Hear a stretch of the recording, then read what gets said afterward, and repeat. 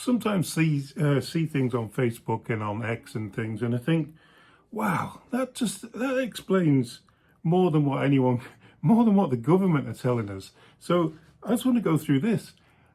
How much is the national debt? What does it mean in real terms? I'll put it here. A child born in Canada is immediately associated with approximately $30,000 to $35,000 in federal debt, and older figures estimate that the total Canadian debt per child is significantly higher, around $279,000 in 2020. This debt is a projection of the country's total public debt divided among its population and is not a personal debt inherited by the child, as debts in Canada are paid by the deceased estate and not passed to family members. So this debt is just ongoing. It's just forever ongoing. Federal debt. A child born today is roughly said to be on the hook for roughly $30,000 to $35,000 in federal government debt alone. Total Canadian debt, according to 2020 report, the Canadian debt burden per child aged 0 to 14 was approximately $279,000. So you would think that debt would come down, wouldn't you? You would think it would come down the more children that are born, the more, well, that's probably one of the reasons why they like to push immigration into Canada to a level where we're just skimming the bottom of inflation, aren't we? Skimming the bottom of a recession, should I say. To me, that's ridiculous. That's how much debt people are burdened with because of the government debt per person. And like I said, you think it would come down, more people are born. But the thing is, that debt's going up and up and up every single day. It goes up and up and up. Millions of dollars a day, it goes up. And as people are being born, it goes up. And then it levels out. It sort of levels itself back again. So rather than paying down the debt per person, all new people who come into Canada and into the world, or even people who emigrate here, that's sort of their burden of the debt. That's what we owe, and we pay our taxes to sort of pay that. Although I don't think I don't think there's any money that Canada can create that can pay off this debt. It's an enormous debt. I don't get how we're going to pay it.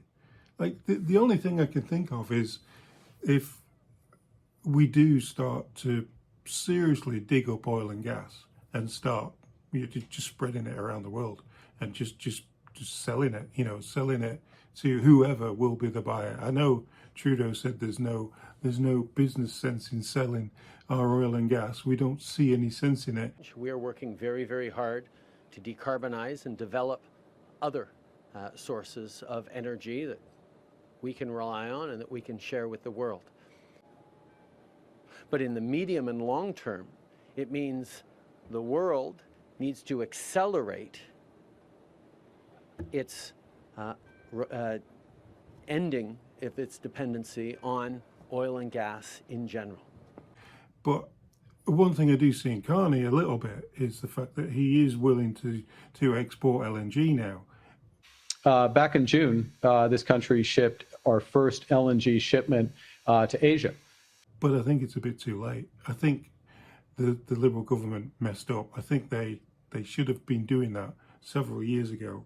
I think 2022 it was when Trudeau said that he didn't think there was a business sense for exporting LNG. But I think now Carney's saying, yeah, there is a business sense, and to think that he's been actually advising Justin Trudeau, I think they had such a big green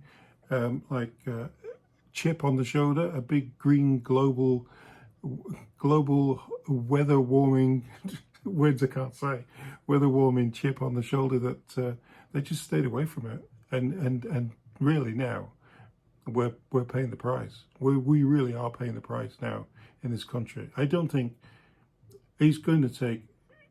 I won't be around when we eventually get out of debt, put it that way. It's going to take a long time to get out of this debt. And just changing governments won't change it. But just changing governments might make our streets safer.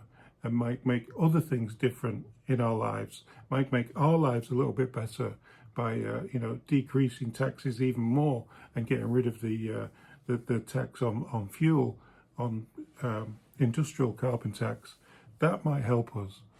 So yeah, but we most of us don't have the choice now, do we? We've got to sit back and we've got to see what's going on, see what this government decides for us and pushes through and just see where we go. It's gloomy. Very gloomy on the monetary side. Let's put it that way. Anyway, stay healthy, guys. That's the main thing. See ya.